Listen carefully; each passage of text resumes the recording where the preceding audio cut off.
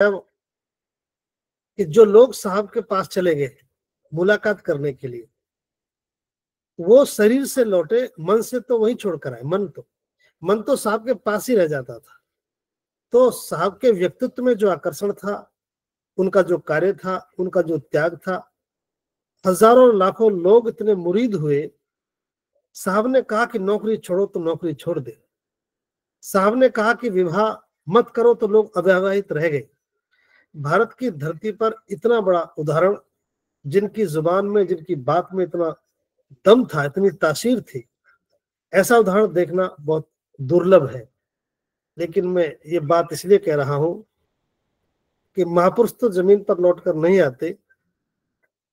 कुछ लोग जो अपने महापुरुषों को अपना आदर्श मान लेते हैं, उनके जीवन की घटनाओं से प्रेरित हो जाते हैं, अपने जीवन को उनके प्रति समर्पित कर देते हैं, फिर आगे चलकर वही लोग उनके उत्तराधिकारी, उनके वारिस कहलाते हैं। लोग उन्हें मसीहा के रूप में स्वीकार करते हैं। अनंत ऐसे उदाहरण हैं साहब के।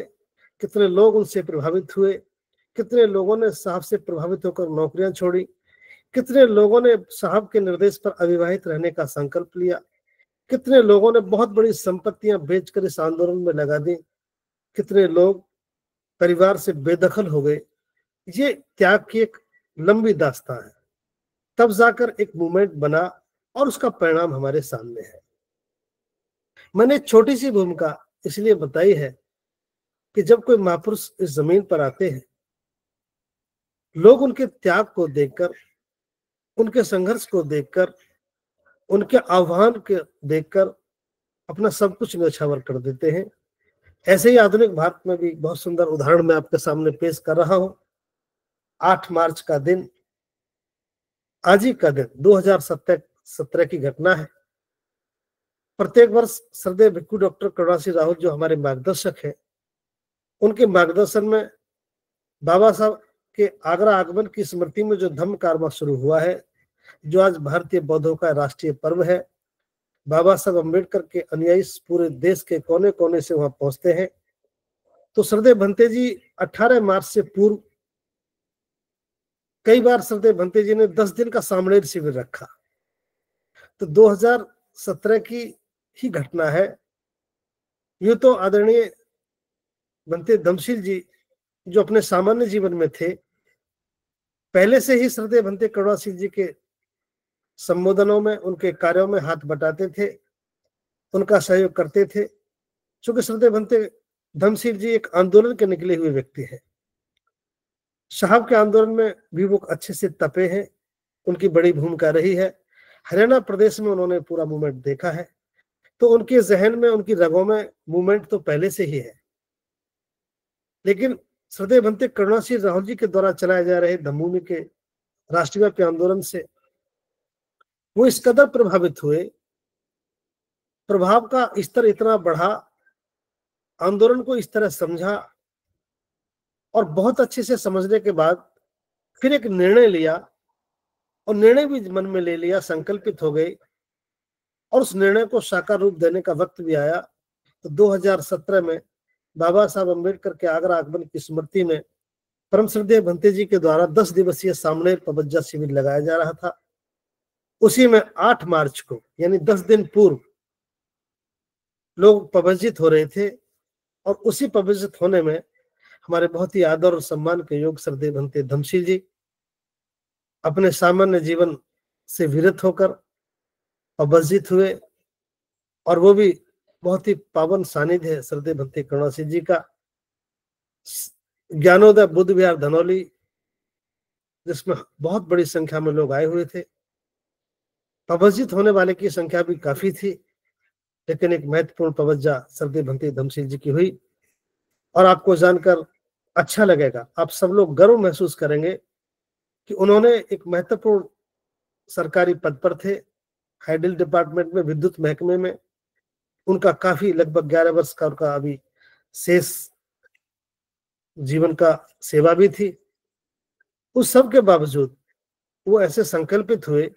मैं कह सकता हूं कि बाबा साहब अम्बेडकर के बाद जो काम साहब ने किया, उनके आह्वान पर, उनकी आवाज पर, जिस तरह लोगों ने नौकरियां छोड़ी, महत्वपूर्ण पद और प्रतिष्ठा छोड़े, महत्वपूर्ण संपत्तियां छोड़ी। ये उसका एक जीवंत उदाहरण था कि सरदेव भंते जी के आह्वान पर, उनके कार्य से प्रभावित होकर, उनकी आवाज पर भरोसा करके सरदेव भंते धमसिल जी ने नौकरी से इस्तीफा दिया और इस्तीफा देने के बाद इस आंदोलन में कूद पड़े। और आज हम कह सकते हैं कि धम्मभूमि के एक मजबूत स्तंभ के रूप में भंते जी के निर्देशों का अनुपालन करते हुए तमाम आयोजनों का प्रबंधन, तमाम आयोजनों का दायित्व, तमाम आयोजनों में काम करने का पूरा ढंग, वो एक सेकेंड ऑर्डर के रूप में धम्मभूमि का पूरा दायित्व संभाल रहे हैं। हम सब के लिए गर्व की बात है, आज 8 मार्च को 9वां 52 वर्षगांठ है। हम सब लोग, बौद्ध समाज के लोग, सरदेव भंते जी के समर्पण से, उनके कार्य से, उनके योगदान से, भंते जी के साथ उनकी बड़ी भूमिका है।